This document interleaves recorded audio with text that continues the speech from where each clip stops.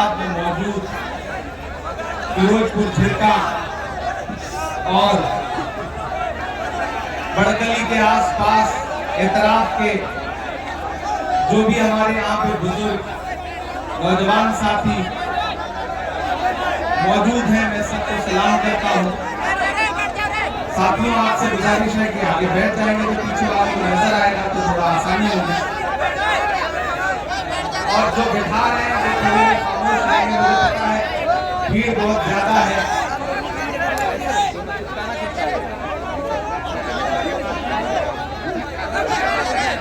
पूरे 5 साल बाद आपसे मुलाकात हो रही है, तो सबसे पहले तो इस बात की माफी मांगता हूँ कि पिछली बार मैंने आपसे वादा किया था कि मैं इंशाअल्लाह आपका शुक्रिया अदा करने आऊंगा, लेकिन पिछले 5 सालों में मुल्क में ऐसे हालात हैं कि एक दो जख्म नहीं सारा बदन है चलनी, एक दो जख्म नहीं सारा बदन है चलनी, दर्द बेचारा परेशान है कहां से उठे।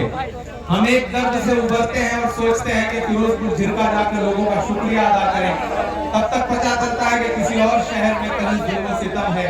तो जिंदगी ने इतना मसरूफ कर दिया कि आपके बीच में आपका शुक्रिया अदा करने नहीं आ पाया था, उसके लिए माफी चाहता हूँ। पिछली बार आया था मामन भाई के लिए अपना दामन फैलाने, तो सिर्फ शायर बन के आया था, एक सियासी इंसान नहीं था। लेकिन इस बार आपकी दुआओं ने हिंदुस्तान की सबसे बड़ी पार्लियामेंट में राज्यसभा में पहुंचा दिया।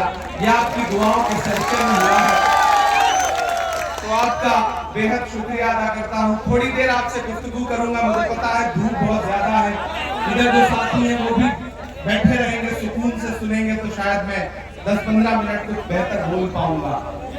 हमारी बहन मुमताज पटेल साहिबा यहाँ बैठी है, हमारा साथी राहुल राव यहाँ बैठे हैं, AICC से जो हमारे ऑब्जर्वर्स लगे हैं, जो हमारे अल्पसंख्यक विभाग के साथी फहीम कुरैशी साहब, बाकी जो जिम्मेदार साथी हैं, मेवात के जो सरपंच हैं। आप जैसे बैठ जाओ, मैं चुप करा लूंगा। मामन भाई मेरा रोज का काम है, ये भी चुप हो जाएंगे, ये बिल्कुल ऐसे चुप हो जाएंगे जैसे आजकल अडवाणी जी चुप रहते हैं। काम करने आप बहुत अच्छे लोग हैं, आपसे मेरा रिश्ता कोई पहले दिन का नहीं है।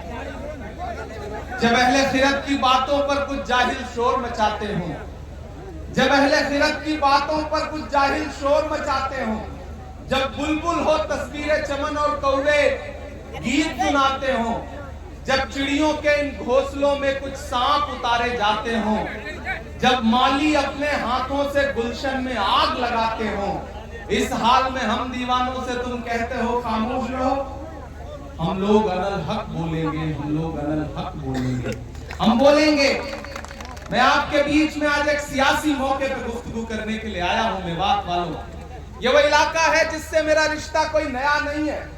मैं आपके सुख में, आपकी खुशियों में शामिल होने भले ना आ पाया रहा हूं, लेकिन जब भी इस इलाके में कहीं एक भी आंसू बहा होगा, किसी बेगुनाह का एक बूंद खून बहा होगा, तो इमरान प्रतापगढ़ी आपके दर्द में शामिल होने जरूर आया है। तारीख इस बात की गवाह है। और जब हमारे नेता राहुल गांधी जी ने मेरा हाथ पकड़ के मुझे देश की पार्लियामेंट में बिठाया और मुझसे कहा कि अपने मुद्दों पर आवाज उठाओ, बोलो, लड़ो, तो मेरा खुदा गवाह है कि जब मुझे पार्लियामेंट में बोलने का मौका मिला, तो इस इलाके में जितने जुल्म और सितम हुए थे, चाहे वो पहलू खान का मसला हो, चाहे हाफिज जुनैद के वालिद साहब यहाँ खड़े हैं, चाहे रकबर का मसला हो, चाहे मोहम्मद उमर का मसला हो, मैंने ये तमाम नाम गिनवा करके पार्लियामेंट में आपके लिए आवाज उठाई है। मैं अपनी जिम्मेदारियों से कभी भागा नहीं। मेरा वालों, आपसे मेरा एक जज्बाती रिश्ता है, मैं उस रिश्ते की बुनियाद पर यहाँ खड़ा हूँ। पिछले बार मैं आपसे कहने आया था कि मामन आपके अपने हैं, इन्हें जिता करके असेंबली पहुंचाइए। तब हालात थोड़े साजगार नहीं थे, लेकिन शुक्रिया फिरोजपुर झिरका की आवाम का कि आपने सिर्फ जिताया नहीं बल्कि इतने ज्यादा वोटों से जिताया कि पूरा हरियाणा चौंक गया था मामन खान की जीत पर।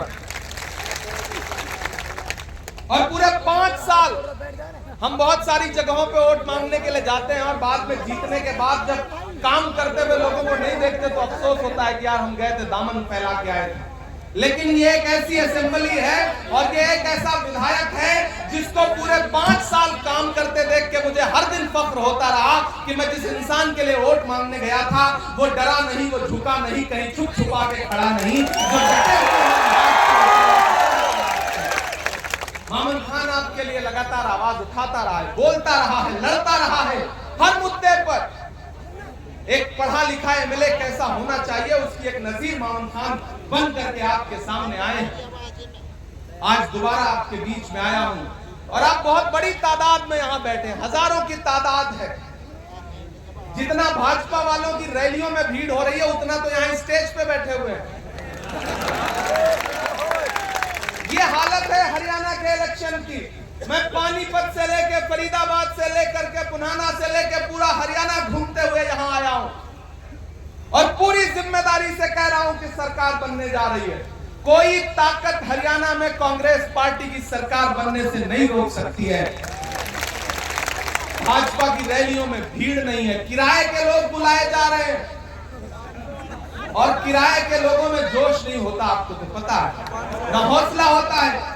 प्रधानमंत्री जी रैलियां करने से बच रहे हैं, उन्हें लग रहा है हार का ठीकरा खट्टर और नायब सैनी के सर फूटे, हमारे कंधे पे जिम्मेदारी क्यों आए। वो यहां रैलियां करने से बच रहे हैं। अमित शाह जी यहां रैलियां करने से बच रहे हैं हरियाणा में, क्योंकि आंख मूंद करके भी आप किसी इंसान से पूछो दिल्ली में मीडिया के किसी भी जिम्मेदार हाउस से, तो वो आपको बताएगा कि हरियाणा में कांग्रेस पार्टी की सरकार बनने जा रही है। मीडिया तो मीडिया, गोदी मीडिया तक बोलने को मजबूर हो गई है कि हरियाणा में कांग्रेस की सरकार बनने जा रही है।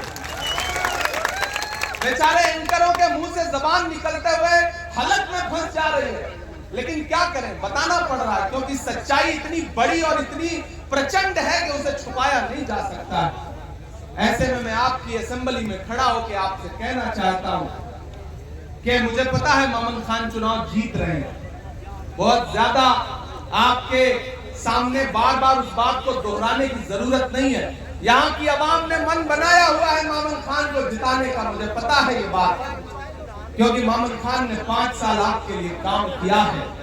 लेकिन मैं तो आपसे ये कहने आया हूँ, फिरोजपुर झिरका वालों, बड़कली चौक वालों, माइक का वॉल्यूम थोड़ा बढ़ा दें, क्योंकि जो बात मैं कहने जा रहा हूँ वो बाबा से बुलंद बोलने की जरूरत है। एक ऐसा वक्त है जब आवाजों पे पाबंदी है, एक ऐसा वक्त है जब जहनों पे पाबंदी है, एक ऐसा वक्त है जब सोच पर पाबंदी है।